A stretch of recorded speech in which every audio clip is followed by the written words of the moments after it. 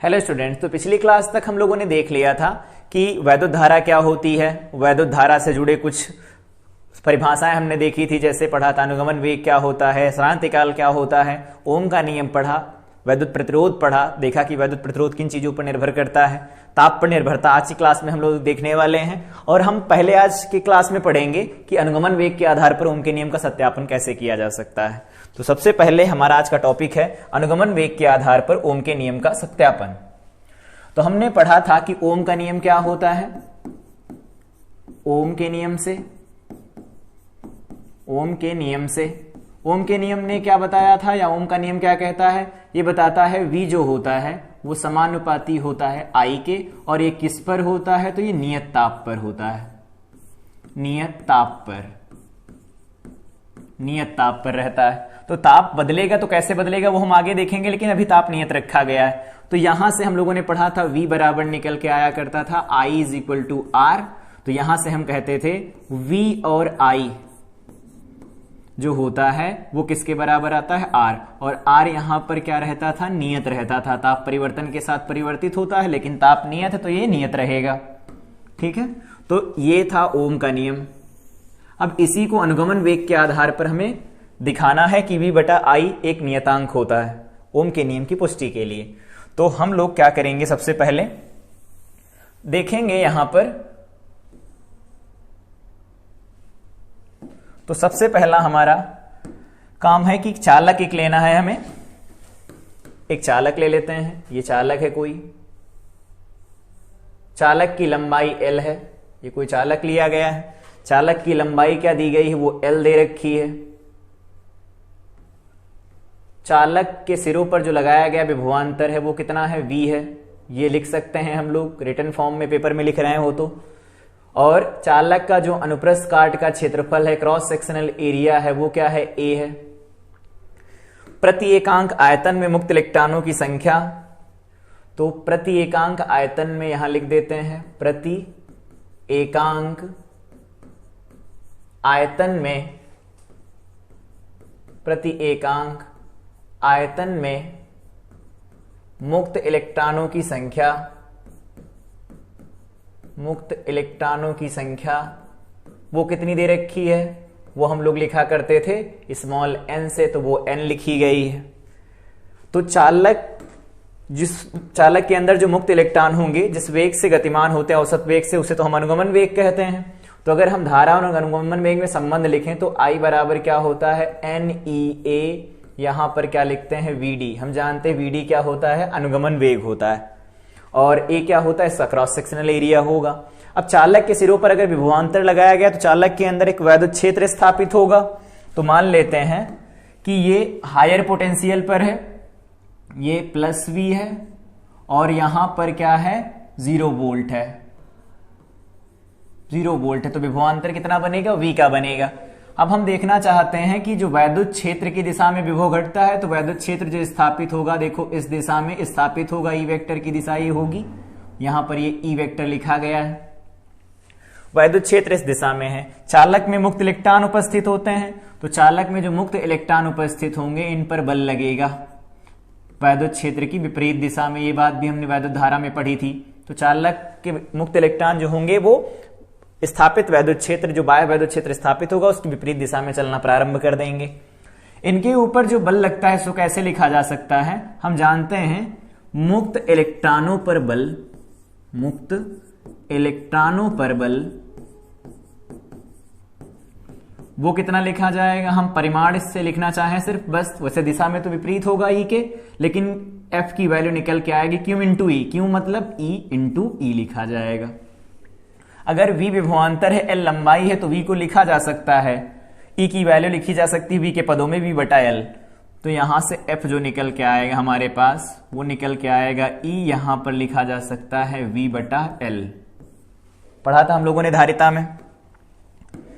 अब F की value यहां से लिखें, अगर इलेक्ट्रॉनों का द्रव्यमान M रख लिया जाए, M इलेक्ट्रॉनों का द्रव्यमान है, A त्वरण से चल रहे हैं, तो F बराबर में लिखा जा सकता है। तो ये बन जाएगा EV बटा L। तो यहां से त्वरण क्या निकल के आएगा, तो मुक्त इलेक्ट्रॉनों का त्वरण लिख देते हैं हम, मुक्त इलेक्ट्रॉनों का त्वरण। तो मुक्त इलेक्ट्रॉनों का त्वरण हमारे पास निकल के आ रहा होगा A बराबर EV, ये तो ठीक ठीक ऐसे लिख देंगे हम, डिवाइडेड बाय देखो A मल्टीप्लाई होगा नीचे तो यहां हो जाएगा ml, तो ये हो जाएगा मुक्त इलेक्ट्रॉनों का त्वरण। ऐसा लिखा जा सकता है। इस चालक के बारे में इतनी बातें हम लोगों ने अभी बताई। यहां जो त्वरण उत्पन्न हो रहा है इस बल के कारण, उसके बारे में अगर हम बात करें तो हम ये कह सकते हैं कि यदि वैद्युत क्षेत्र की अनुपस्थिति में, वैद्युत क्षेत्र की अनुपस्थिति में किसी इलेक्ट्रॉन का ऊष्मीय वेग u है, ऊष्मीय वेग को हम क्या लिख दें, u है, तब वैद्युत क्षेत्र स्थापित होने पर त्वरण के कारण जो यहां त्वरण उत्पन्न हो रहा है इसके कारण, त्वरण के कारण बढ़कर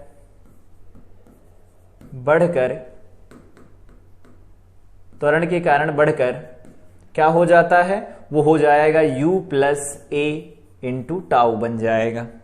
तो किसी एक इलेक्ट्रॉन के लिए अगर u1 है तो ये अब u1 प्लस a टाउ 1 हो जाता है। तो देखो वेग में वृद्धि हो रही है। तो अगर देखा जाए तो चालकों में कई सारे इलेक्ट्रॉन पाएंगे। मान लेते हैं इलेक्ट्रॉनों की जितने भी मुक्त इलेक्ट्रॉन उनकी संख्या n है, टोटल मुक्त इलेक्ट्रॉनों की संख्या n है। तो अगर हम टोटल मुक्त इलेक्ट्रॉनों की संख्या n लिखें, यदि मुक्त इलेक्ट्रॉनों की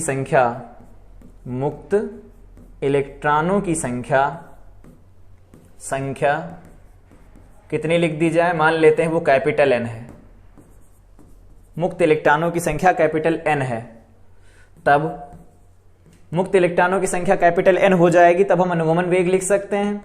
परिभाषा अनुगमन वेग की याद होगी, औसत होता है, तो वेग लिखेंगे उसका औसत लेंगे, तो अनुगमन वेग जो Vd बनने वाला है, Vd वो कितना बन जाएगा, वो बन जाएगा V1 plus V2 plus V3 plus and so on, यहां पर बन जाएगा V capital N divided by में क्या बनेगा यहां से, तो ये डिवाइडेड बाय में वैल्यू बन जाएगी हमारे पास कैपिटल N, औसत निकल जाएगा। अब हम V1 को रखेंगे तो V1 की वैल्यू क्या लिखी जाएगी, तो अगर पहले इलेक्ट्रॉन के लिए लिखें,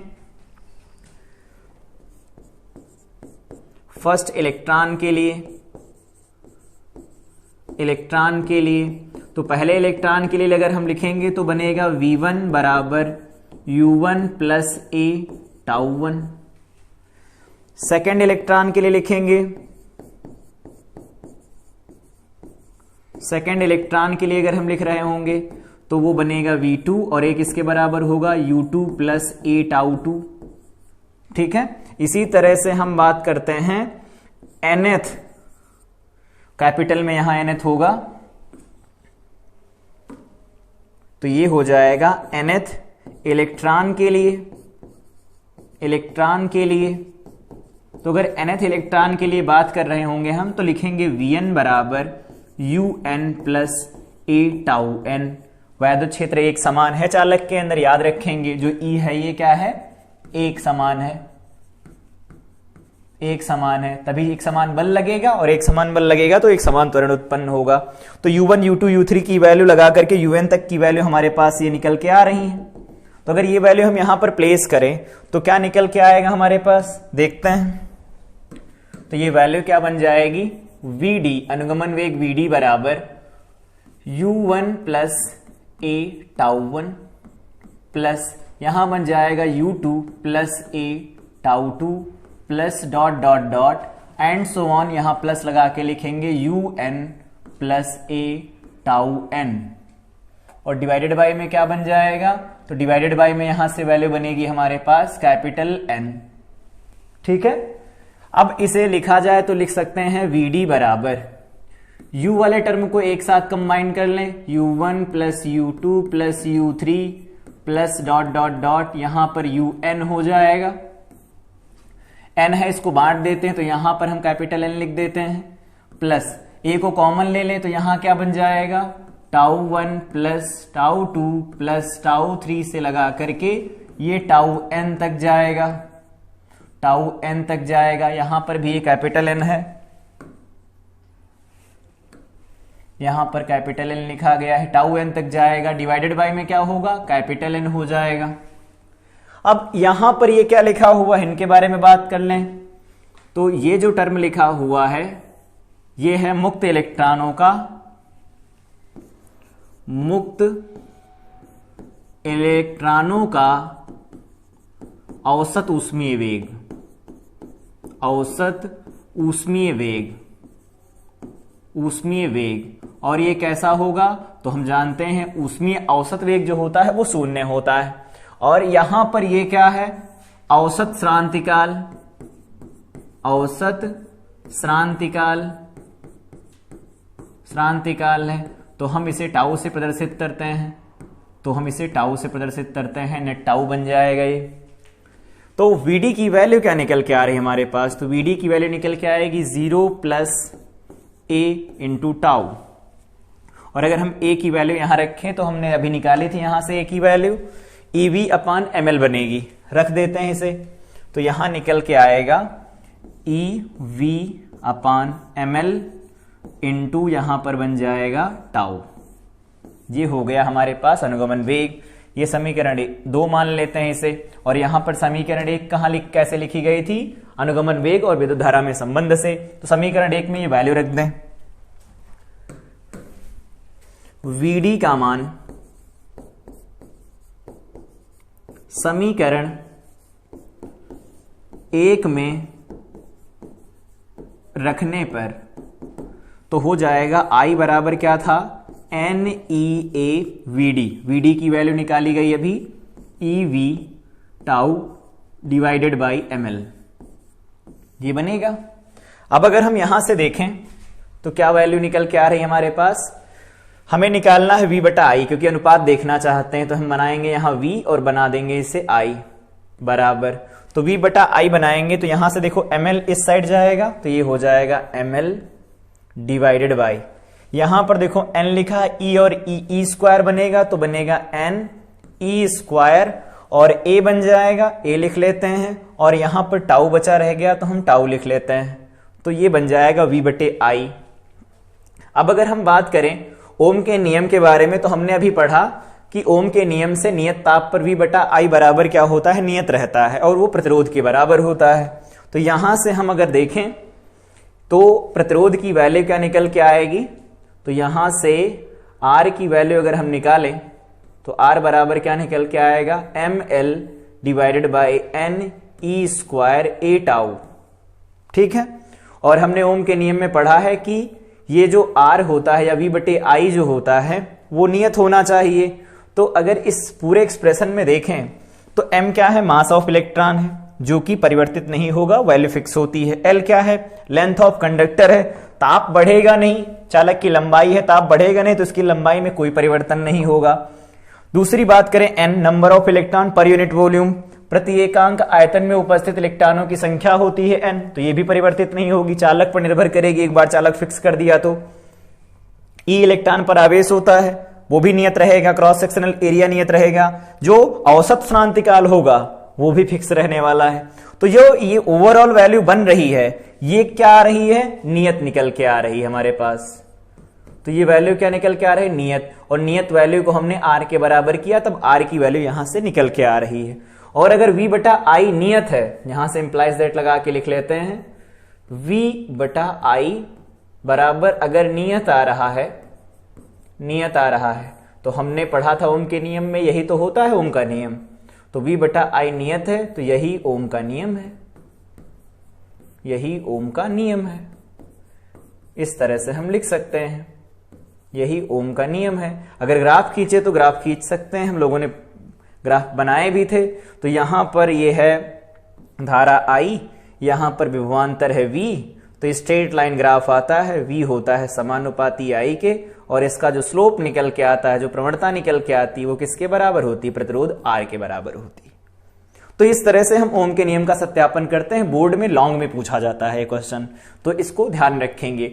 सबसे पहले हमें एक चालक मानना, चालक की लंबाई, उसके सिरों पर विभवांतर, चालक जिस वेग से गतिमान होते हैं अनुगमन वेग मानेंगे। फिर पहला हम लिखेंगे अनुगमन वेग और विद्युत धारा में संबंध लगाएंगे। फिर देखेंगे मुक्त इलेक्ट्रॉनों पर बल कितना लग रहा, वहां से त्वरण निकालेंगे।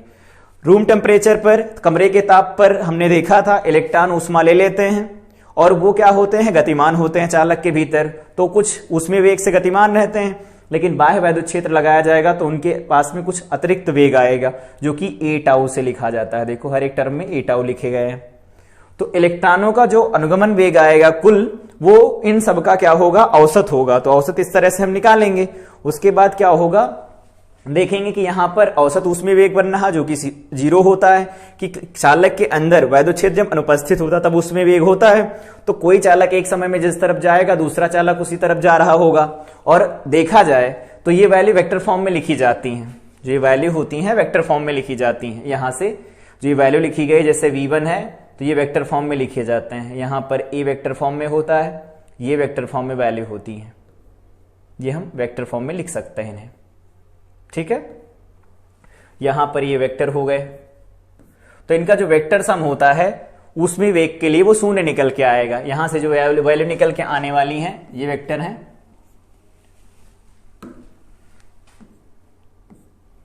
ये वेक्टर इन पर लगाए गए हैं, ये वेक्टर है। तो ये वेक्टर सम है उसमें वेग का, तो ये शून्य निकल के आएगा और ये वैल्यू क्या होगी? निकल के यहां से आ रही होगी।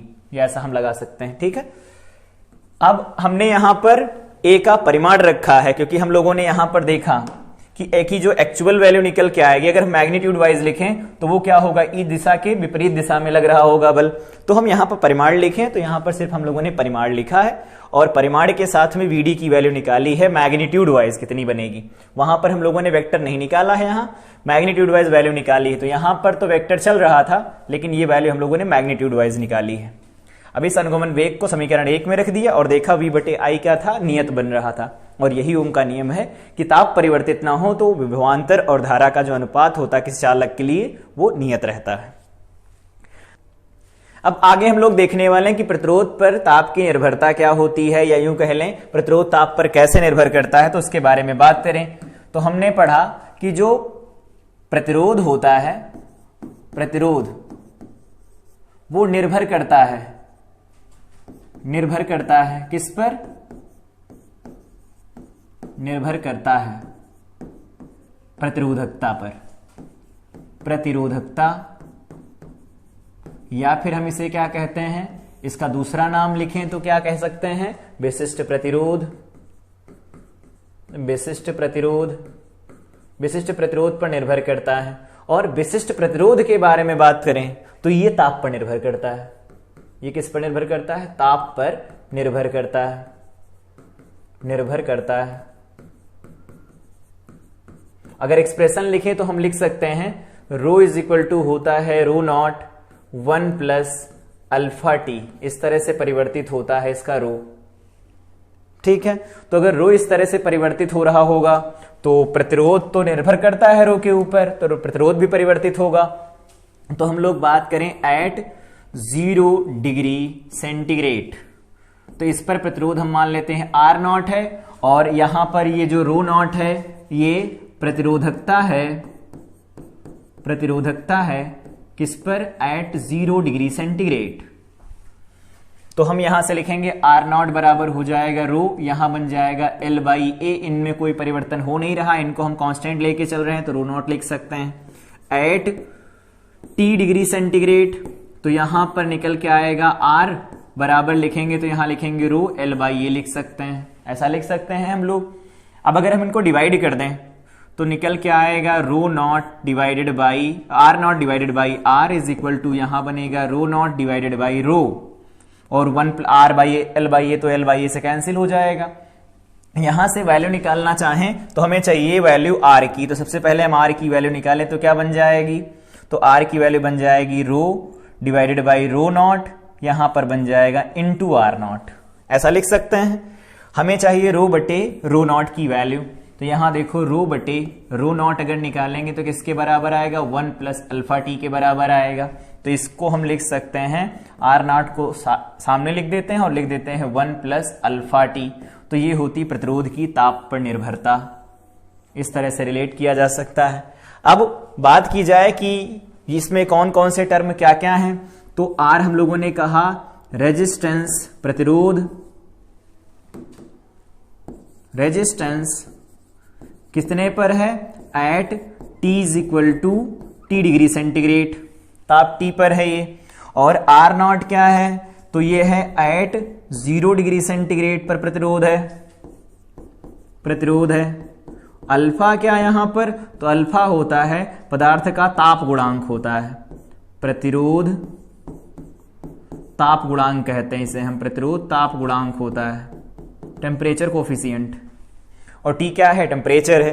तो इस तरह से प्रतिरोध ताप पर निर्भर करता है, हम एक्सप्लेन कर सकते हैं। हम जानते हैं आर निर्भर करता है रो के ऊपर, रो निर्भर करता है ताप के ऊपर, तो प्रतिरोध भी ताप पर निर्भर कर रहा होगा। तो जब भी कभी ताप के क्वेश्चन लगाने हो इस तरह से हम लगा सकते हैं, दो अलग अलग टेम्परेचर के लिए। आगे हम लोग देखने वाले हैं कि प्रतिरोधों का संयोजन कैसे होता है, प्रतिरोधों के संयोजन को कैसे देखा जाता है, उनसे कौन कौन से जुड़े सवाल बनते हैं।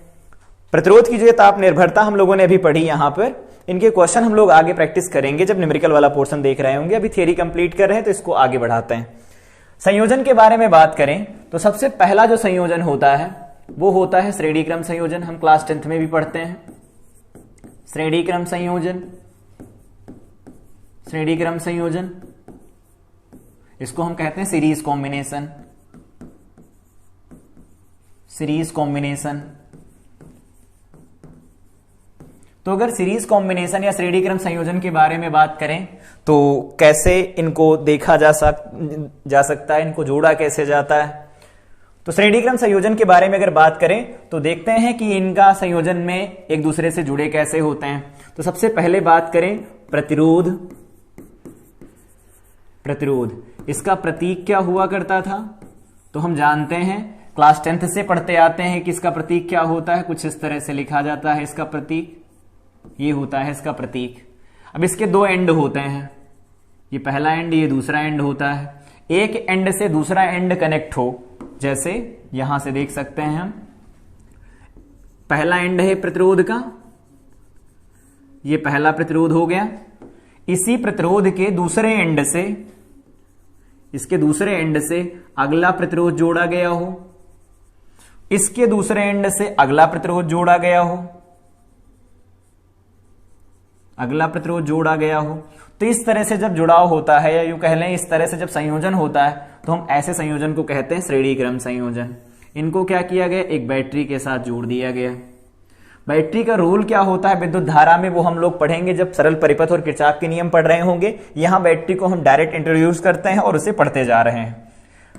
और बैटरी के बारे में, बैटरी धारा कैसे प्रवाहित करती, बैटरी में कौन कौन से पदार्थ होते हैं, विद्युत अपघट्य कैसे काम कर रहे होते हैं, वो सारी डिटेल बातें हम लोग आगे करेंगे।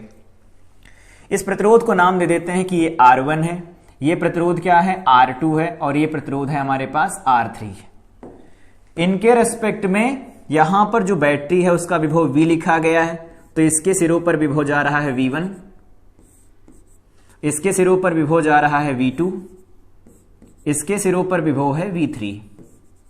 ऐसा हम लोगों ने मान लिया है। माना तीन प्रतिरोध जिनके प्रतिरोध R1, R2, R3 हैं, श्रेणी क्रम में एक V वोल्ट की बैटरी के साथ जोड़े गए हैं। ये थ्योरी लिख देंगे हम।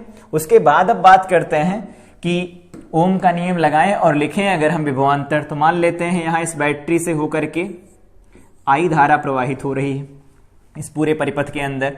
तो I धारा प्रवाहित होगी तो देखो सब में I धारा ही जाएगी, क्योंकि तार एक ही है, धारा परिवर्तित तो होगी नहीं, सब जगह पर I धारा जा रही होगी, तो ये I धारा है। और वापस से भी बैटरी में I धारा आएगी। तो अगर हम यहां लिखें V1 की वैल्यू, ओम का नियम लगाते हैं, V1 लिखना चाहते हैं, तो हम जानते हैं V बराबर होता है IR। R क्या है, देखो R1 है, इसके लिए बात करेंगे। तो V2 के बारे में अगर बात करें तो वो लिखा जाएगा I इंटू R2 लिखा जाएगा। इसी तरह से V3 के बारे में बात करें तो क्या लिखेंगे यहां पर I इंटू R3 लिख सकते हैं। तो ये हो गए इनके विभव, ठीक है, विभव, इनके जो ड्रॉप होंगे इनके सिरों पर विभव का अंतर वो लिखा जा सकता है, वोल्टेज है ये। अब हम यहां से देखना चाहते हैं कि जो विभव होंगे V1, V2, V3 वो किसके बराबर होंगे। बैटरी के विभव V से बराबर कर देंगे। तो हम जानते हैं V इज इक्वल टू क्या होता है, V1 plus V2 plus V3 के। अगर हम वैल्यू रख दें V1 की तो वो IR1 है, तो यहां वैल्यू है IR1। V2 की वैल्यू कितनी है, IR2 है, तो ये हम IR2 रख देते हैं। और तीसरी वैल्यू निकल के आएगी IR3 और डिवाइडेड बाय में क्या हो जाएगा, ये वैल्यू बनेगी हमारे पास। तो I1 plus I2 plus I3, तो ये वैल्यू बन रही है IR1 plus IR2 plus IR3। I अगर हम कॉमन ले लें तो V की वैल्यू क्या बन जाएगी, तो हम I अगर कॉमन ले लें तो यहां बन जाएगा R1 plus R2 plus R3। इसको हम समीकरण 1 नाम दे देते हैं थोड़ी देर के लिए। अब क्या करना है, हमें इस पूरे जो प्रतिरोध लगे हैं इन तीनों प्रतिरोधों को हटाना है। यदि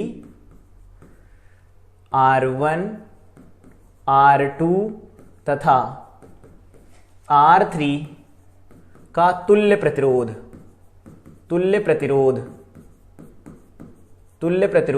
क्या है, R है,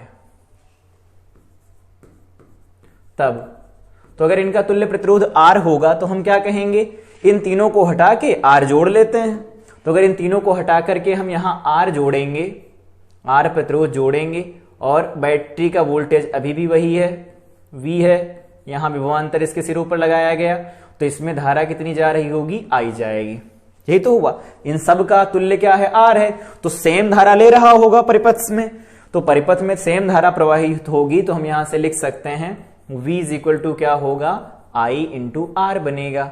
R क्या है यहां पर, इक्विवेलेंट है, तुल्य होगा, तो ये R तुल्य बन जाएगा। इसे समीकरण 2 नाम दे देते हैं। अब समीकरण 1 व 2 को देखो तो दोनों V के मान है, तो दोनों को बराबर कर लें। तो समीकरण 1 व 2 से, तो समीकरण 1 व 2 से लिखें तो क्या लिख सकते हैं, तो समीकरण 1 में लिखा गया है, यहां से हम बात करेंगे IR इक्विवेलेंट जो बनेगा ये है इसका दायां पक्ष, इसके दाएं पक्ष के बराबर करें तो I बन जाएगा R1 plus R2 plus R3 बन जाएगा।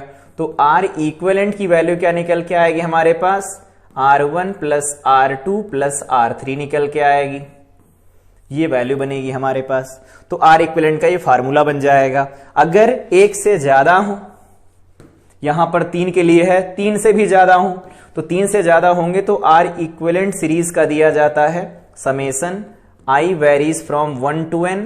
यहां पर क्या लिखा जा सकता है, RI लिखा जा सकता है, हम जोड़ते चले जाएंगे उनको सिर्फ, ठीक है।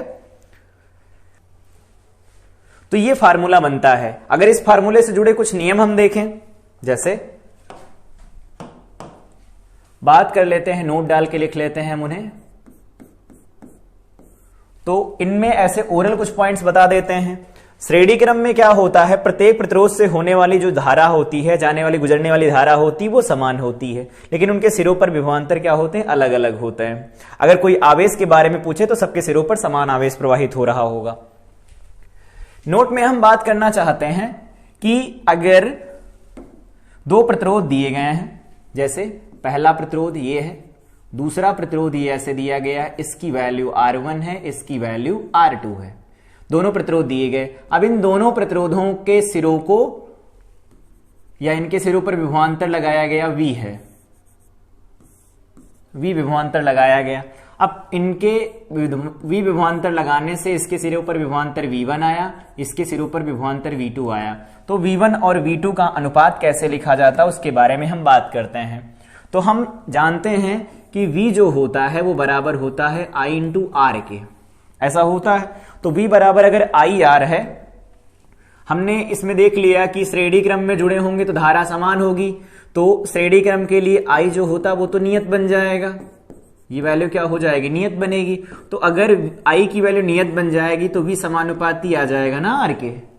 तो कोई कहे कि V1 की वैल्यू बताओ, तो V1 की वैल्यू लिखी जाएगी R1 divided by R1 plus R2 into में क्या लिखेंगे, टोटल V।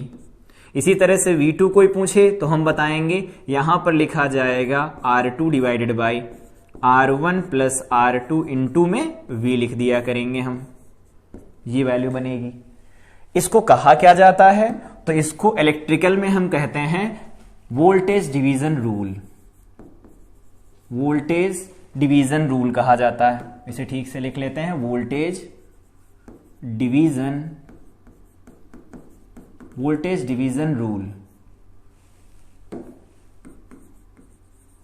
इस तरह से विभव को हम बांट सकते हैं श्रेणी क्रम में। तो जब भी कभी विभव बट रहा होगा तो इस तरह से लिखा जाएगा, इस तरह से विभव बांटेंगे, ये वोल्टेज डिवीजन रूल होता है, ध्यान रखेंगे इस बात को। अब दूसरे संयोजन के बारे में बात करें तो दूसरा संयोजन हम लोग जानते हैं समांतर क्रम संयोजन होता है। तो अगर हम समांतर क्रम संयोजन के बारे में बात करें तो क्या होगा वो, तो हेडिंग हम अगले लिखेंगे अब समांतर क्रम संयोजन, इधर लिखते हैं समांतर क्रम संयोजन। समांतर क्रम संयोजन, समांतर क्रम संयोजन, पैरेलल कॉम्बिनेशन, पैरेलल कॉम्बिनेशन। तो पैरेलल कॉम्बिनेशन के बारे में बात करें, दूसरा संयोजन है ये हमारे पास।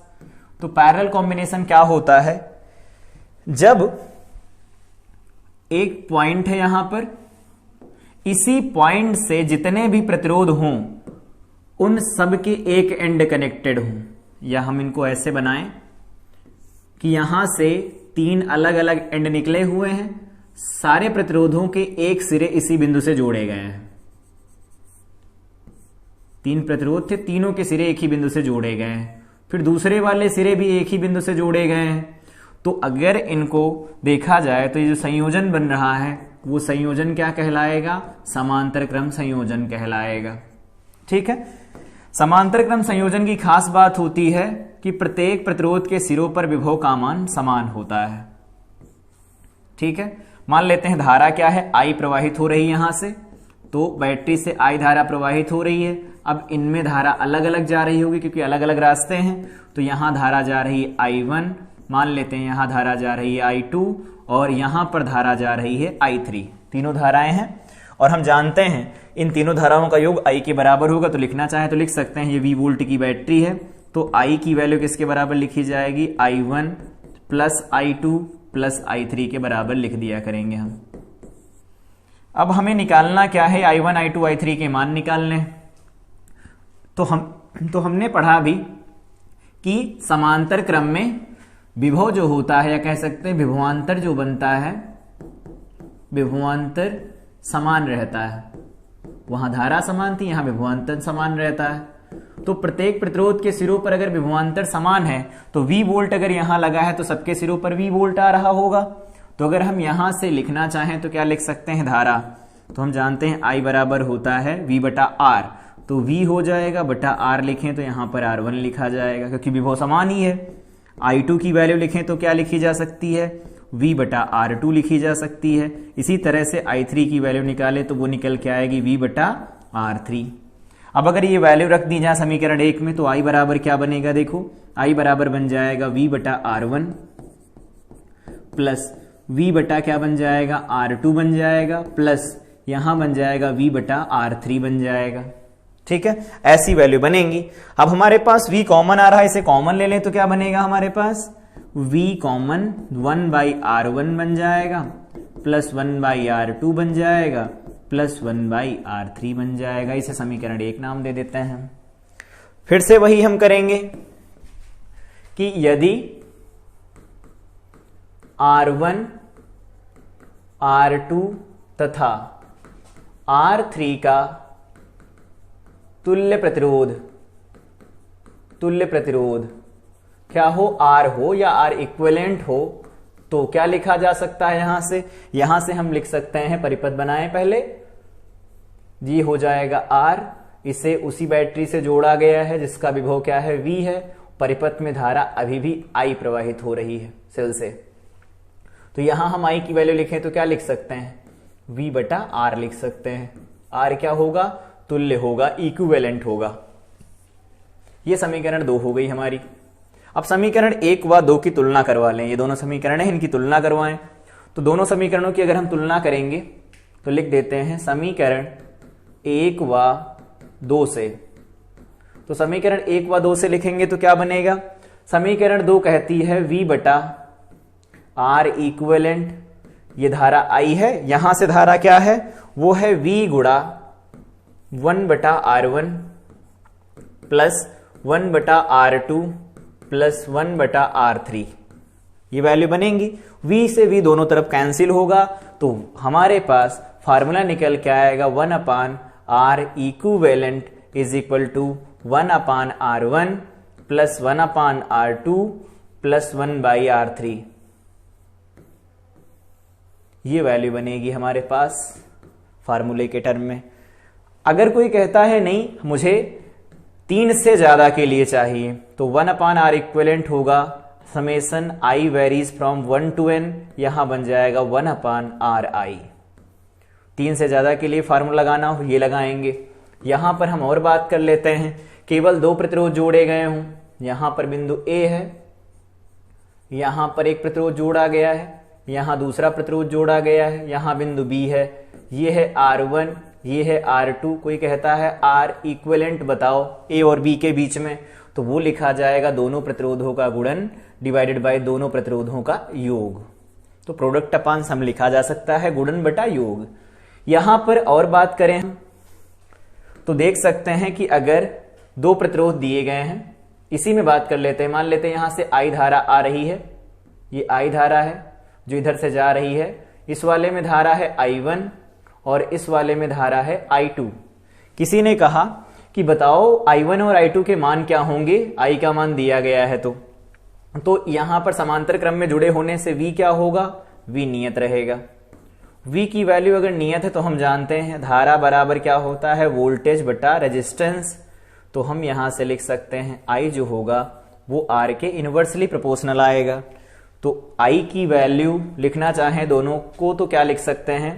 I1 का फार्मूला जो बनेगा वो बनेगा जिसमें धारा उसके सामने वाला प्रतिरोध लिखेंगे तो बन जाएगा R2 divided by R1 plus R2 into total incoming current जो कि I है।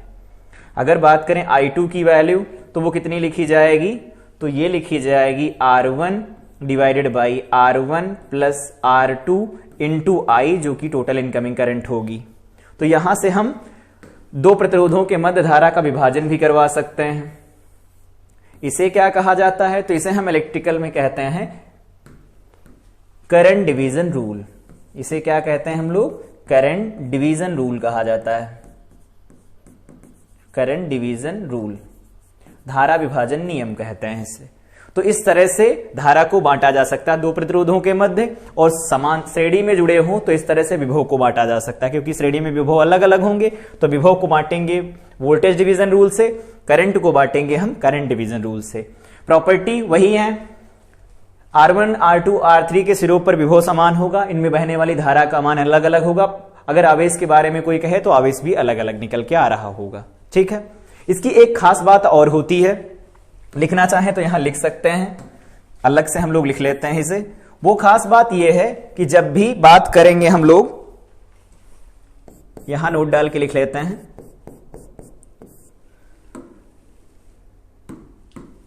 समांतर क्रम में क्रम का जो तुल्य प्रतिरोध होता है, समांतर क्रम का जो तुल्य प्रतिरोध होता है वो प्रत्येक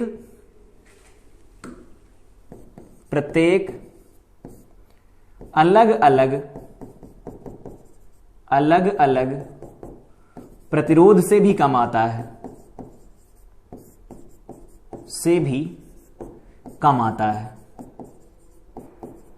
आता है। ठीक है। मतलब क्या है? जैसे मान लो हमने 2 प्रतिरोध जोड़े, इधर यहां से देख लेते हैं, मान लिया यहां पर 1 ओम जोड़ दिया, यहां पर 2 ओम जोड़ दिया, तो जो तुल्य निकल के आएगा वो सबसे जो न्यूनतम वाला प्रतिरोध होगा उससे भी कम निकल के आएगा। मतलब 1 से कम भी वैल्यू आएगी। ठीक है, 1 से भी कम वैल्यू बनेगी। तो अगर हम प्रतिरोध को कम करवाना चाहते संयोजन में तो हमें श्रेणी क्रम नहीं समांतर क्रम चुनना चाहिए, क्योंकि वहां पर इफेक्टिव रेजिस्टेंस जो होता है, तुल्य प्रतिरोध जो होता है, इक्विवेलेंट रेजिस्टेंस जो होता है वो कम हो जाता है। ठीक है, ध्यान रखेंगे। तो समांतर क्रम में ही वायरिंग की जाती है घर की। उसका कारण ये भी होता है वोल्टेज समान रहता है, और अगर कहीं पर फॉल्ट होता है तो पैरेलल उसके काम चलता है।